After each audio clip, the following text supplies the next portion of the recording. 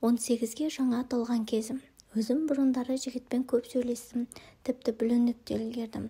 Оны атам білмейді, ешқандай бала болмады, білмеймін неге екенін. Әйтсе де бір жыл бойы жігітіммен қаншама рет қосылдым, көтеріп қаламын-ау деген ойым да болмады. Кейін ол жігітім бөле сіңіліме көзі түсіп соған тиісе бастады. Ол сіңілімді де білдіріп басын айналдырмасын деп сіңілімді одан алшақ ұстадым. Бірақ сонда да олар көп сөйлесті, бірақ жолықпады. Оған сенімдімін. Себебі бөлем екеуміздің үйіміздің арасы 1 сағаттық жер. Бұл ауданда бізден басқа туыстары жоқ, ал келген кезде көшеге тек менімен шығасын деп қорғағандай болып жүрдім. Иә, солай зула уақыт өте берді. Бірақ ол жігітпен арамыз суып сөйлеспей кеттік.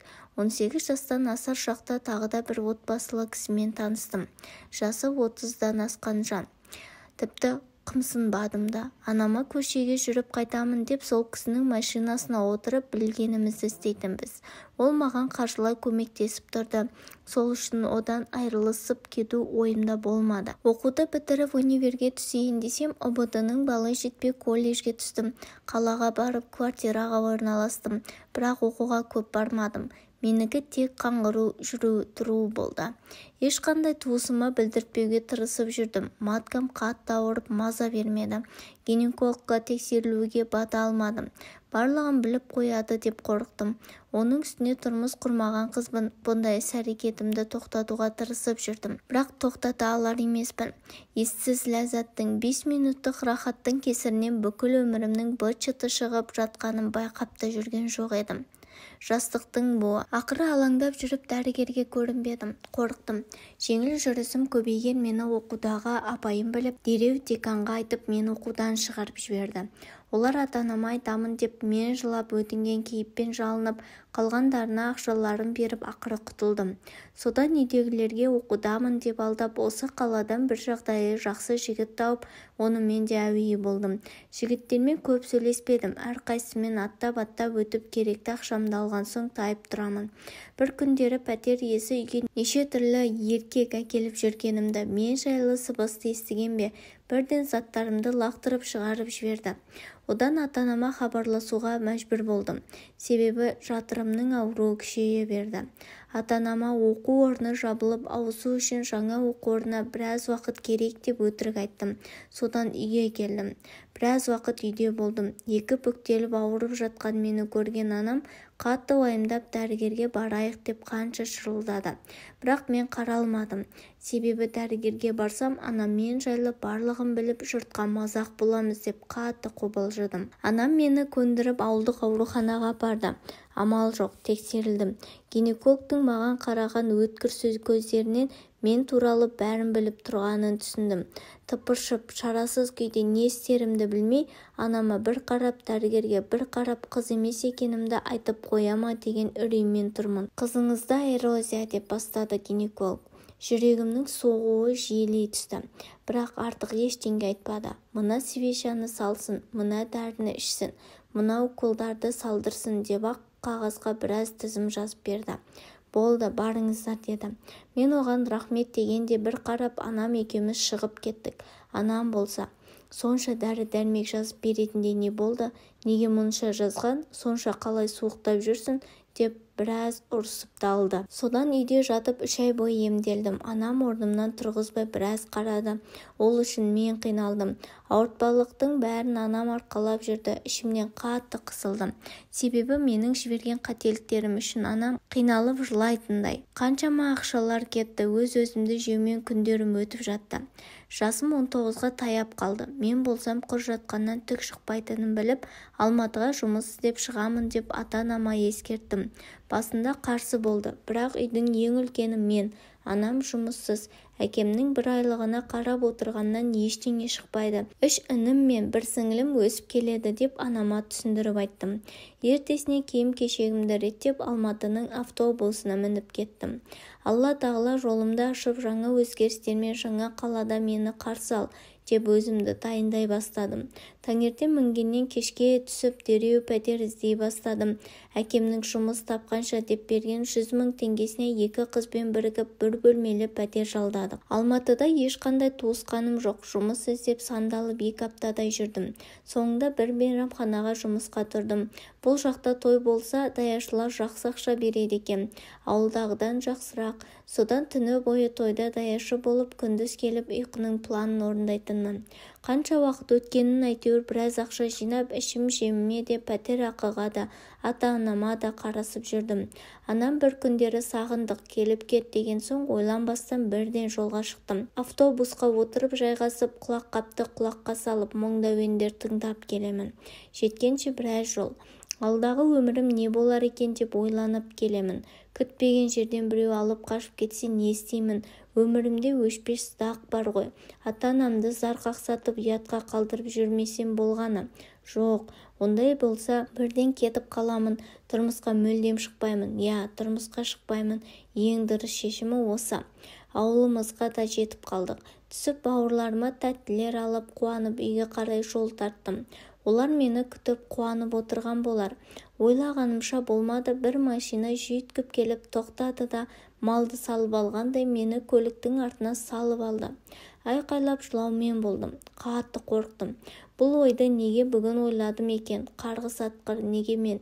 Неге мені алып қаштыңдар? Басқа қыз құрып қалды ма? Машинамен жүйткіп ауылымыздан ары 2 ауылдан асып бір үйге кіріп келді.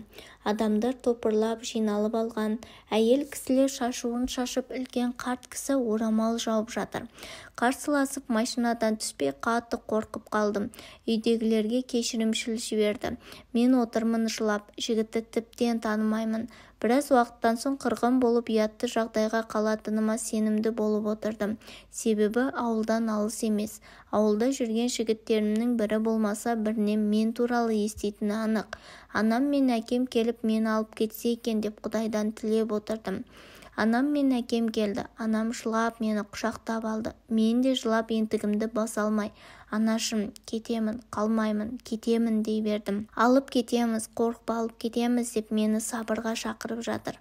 Кенет біздің сыртымыздан бақылап тұрған әкем қаласың деді. Қатқыл үнмен, жүзінде ашу. Жәутең деген жанарларым мен әкеме қарап үнсіз ғана жылай бердім. Ішім алай-дүлей. Әкемнің бұл ісіне қатты өкпеледім. Анам да әкеме қарап ашумен неше түрлі әңгімелер айтып жатыр. Ішім алай-дүлей боран болып жатқан менің айтарға сөзім болмады әкеме. Неге олай еттіңіз дедім әкем. Әкем бізді жерге қаратып әр жерге жүргенше біреудің үйінде отыр. Алып қашқаны дұрыс болды. Енді ұятқа қалмаймыз. Одан соң үйренісіп кетесін деді.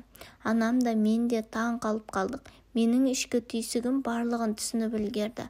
Ал анам байғұс ештеңе түсінбей маған бір әкеме бір қарап жанарлары жасқа толды. Сөйтсем әкемнің құлағына бәрі жеткен екен. Бұлай мүлдем ойламадым. Анам мен әкем кетіп қалды. Енді не істеймін деп соңраңдап қарап қалып қалдым. Ертеңгі күнді не болар екен деп қаншама нәрсе ойлап шықтым. Қорыққаным сонша аяқ қолым дірілдеп шошып жатыр. Ұйықтай алмай шықтым. Күнде түнде өте шықты. Беташарға дайындық болып жатыр. Не істесем екен? Қашып кетейін бе деген ойлар келді. Әр нәрсені ойлап миымда шимай жатпақ болып жатқанда мені беташарға дайындап әйел кісілер келіп киімімді ауыстырып ақ орамал жауып жатты. Сәл уақыттан соң келін боламын. Бірақ келін деген атқа лайықты бола аламын ба? Әйелім деп айтуға лайықты адам бола аламын ба? Беташарым да пәк күйімде өз-өзіме сенімді күйде шыққанымда ғой. Жас күнімдегі қателіктерім осыншама қиындық алып келеді деп мүлдем ойламадым. Шыны керек. Беташар болып жатты. Екі жақтағы екі жеңгемнің сүйемелдеуімен сәлем салып тұрмын. Соңында бетімді ашып енем мен күйеуімді алғаш рет көрдім. Беттеріне қарауға ұялып қолдарым дірілдеп кетті. Қатты қобалжыдым. Бір жақтағы жеңге қобалжыма, ондай болады, өзіңді ұста деді. Енем маңдайымнан сүйіп құшағына қысты. Жүзі жылы, мейірімді көрінді. Беташар бітіп көйлек орамалымды тағып тірлікке кірісіп кеттік. Түн болмай-ақ қойса ғой деп болмайтын нәрсені қиялдап әйтеуір ары-бері жүрмін. Барлығы біткен соң бір жеңге төсек салып берді. Аппақ ақ жайма жайып, ақ көрпемен аппақ жастықтар қойып қойды. Мен шыдамай сыртқа шығып кеттім. Күйеуім үйде мені күтіп отырды. Ұйықтағанда бірақ кіремін деп ойладым. Жайлап кіргенімде қимылдамай жатқан оны жанына жайлап жатып қалдым. Бірақ ол ұйықтамапты. Көптен күткенде ұйықтап жатады дейсің бе? Деп қанша қаламасам да күштеді. Қатты жыладым. Ол әрине бәрін білді. Жарықты жағып қойды да тапжылмай отырды. Ұялып не істерімді білмей бар қолымнан келгені жылау. Не ойлап отыр екен деп сөйлейін десем де бата алмай, ол маған жауап қатқанша мен де отыра бердім. Бір уақытта жарықты өшірді де жатып қалды. Мен де жатып қалдым. Ертесіне ертемен тұрып тірлікке кірістім. Ата-енем маған қарап мәз, келін алғандарына қуанышты. Кел отыр, бізбен бірге шай іш деп тірлік істеп жүрген жерімнен отырғызып қойды. Сонан соң кешегі төсек салып берген жеңгеміз келді. Барып бөлмеге кіріп кетті. Күйеуім әлі ұйықтап жатқан. Бір уақытта шықты да таза нәрсе келмепті. Тазасын алуларыңыз керек еді. Басқасын таңдауларыңыз керек еді, деді. Екі бетім парт қызыл болып тыпыршып кеттім. Атам мен енем отырса да сондай әңгіме айтты. Жеңгеміз соны айтты да кете барды. Енем нан ауыз тий десе де керек емес. Маған берген ақшаларыңызда таза емес болатын болды ғой. Уф, деп кетіп қалды. Я, осы күннен бастап тозақтың ішіне кіргендей болдым. Барлығы да отырсам опақ, тұрсам сопақ қылып, атам да енем де қыз болмай келгенімді бетіме басып, есесіне аямай тірлік істейсің деп, барлығын менің мойныма артып қойды. Амалсыздан жасап айтқандарын жасауға тырыстым. Барлығынан бұрын күйеуім келемештеп, мазақ қылып сөйлеп, жанды жеріме көп тиіп жүрді. Сол бір неке түнінен кейін мүлдем жаныма жақындаған емес. Мұншалықты таяз адамдар екенін білмедім.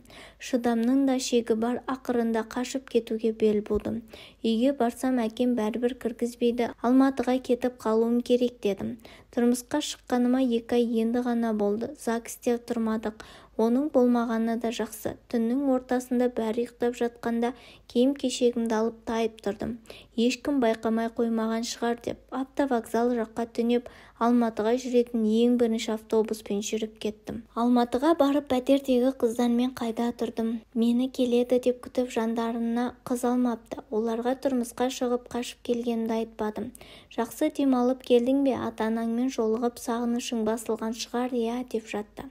Я деп өтірік жымиып жұмыс іздеп алдындағыдай ресторандарда даяшы болдым. Менің кеткенімді барлығы білген шығар дедім. Себебі телефоныма қаншама белгісіз нөмірлер хабарласып тастады. Тұтқаны көтермедім. Жұмысымды істеп пәтерге барып келіп жүре бердім. Барынша ештеме ойламауға тырыстым. Bir күні әкем телефон шалды. Басында алуға бата алмай тұрдым. Бірақ кейін жауап бердім. Не үшін қашып кеткенімді, неліктен хабарсыз жоқ болып жүргенімді сұрап, жерден алып жерге салды. Мен де тыныш тұра алмадым. Қиындығымның бәрін әкеме жайып салдым. Не істегендерін, адам құрлы көрмегендерін, күйеуімнің әйелі секілді көрмейтінін, бәрін көзіме жас толып, кеудеме өксік толып әкеме айтып бердім. Әкеме жан айқайымды түсініп, жылама қызым, сенің қиналғаныңды көру маған оңай деймісің, деп сөзбен жұбатып әлек. Жұмыстан қайтып келе жатқанмен көшенің қақ ортасында отырып әбден жыладым. Ішімдегінің бәрі сыртқа шыққанша жылай бердім. Әкем мені біраз тыныштандырып, ол үйдегілер енді келмей-ақ қойсын, басқа келін аламыз дейді. Сондықтан саған бір нәрсе айтайын. Менің жақын досым бар. Оның ұлы әлі үйленбеген, жасы сенен едәуір үлкен, бірақ өте жақсы отбасы. Мен олармен сөйлестім, барлығына түсіністікпен қараймыз деді. Сондықтан сол жігітпен танысып сөйлесіп көр, мүмкін бағың шығар деді. Әкемнің сөзіне ойланбастан келістім. Ол жігітпен сөйлесіп біраз жолығып бір-бірімізді ұнатып, одан соң үйленуге шешім қабылдадық. Көп өтпей-ақ келін атанып өмірім енді жақсарар деп алдыға үлкен үмітпен қадам бастым. Үй болған соң ыдыс-аяқ салдырламай тұрмайды. Кейде ұрсып қаламыз, кейде жақсы жүреміз. Бірақ оның түнгі ләззаты тым дөрекі еді. Миға қонбайтын нәрселерді жасатып көп қинайды. Еркекті ұстап тұратын осы ғой деумен шыдап жүрдім. Кейін енемнің де мінезі шыға бастады. Басында ажырасқансың деп бетіме басып жүруші еді. Ал қазір баламды қанағаттандырмайды екенсің деп маған шүйлігіп жүрді. Күйеуімнің осы әрекеті ұнамайтын. Мамасының баласы не болғанын бәрін шешесіне жеткізіп отырады. Түнде бір айтқанын дұрыс орындамай қойсам, шешесіне барып жалып айтады. Мен бұған мойынсұнуды жөн көрдім. Бұл да бір сынақ қой, балалы болған соң бәрі реттеледі деп жүрдім. Алайда жарты жылдай уақыт өтті, әлі де бала жоқ. Күйеуім екеуміз де емделдік, ол да мен де жеке консультацияға қатысып, дәрігерге қаралып жүрдік. Бірақ түк шықпады. Бір жылдан аса уақыт өтті, әлі ешқандай бала жоқ. Бұған күйеуім мен енем шыдамады. Бар кінә сенен деп маған жегуді шығарды. Мен не істеймін? Алла бермесе мен не істей аламын? Содан екі жақ келісіп өзіміздің ризалығымызбен ажырасуға бекіндік. Солай екінші рет қайтып келген қыз атанып үйіме келдім. Әкем жұмыс істеме, үйде отыр деген соң ешқайда шықпай анама қолғабыс қылып, бауырларымның сабағына жәрдемдесіп біраз уақыт жүрдім. Интернеттен біраз ақпараттар ақтарып, бала көтермеудің себебі деп қаншама күн, түн көзім талып көріп шығатынмын. Алайда тым нәтиже жоқ. Неге бұлай болып жатқандығы жаныма қатты батты. Ешқашан сәбилі бола алмаймын ба деп өзіме неше түрлі сұрақтар қойып, іштей өксік өртеп барады. Мүмкін жарқын болашақ күтіп тұрған болар. Мен ештеңеден үміт үзбеймін.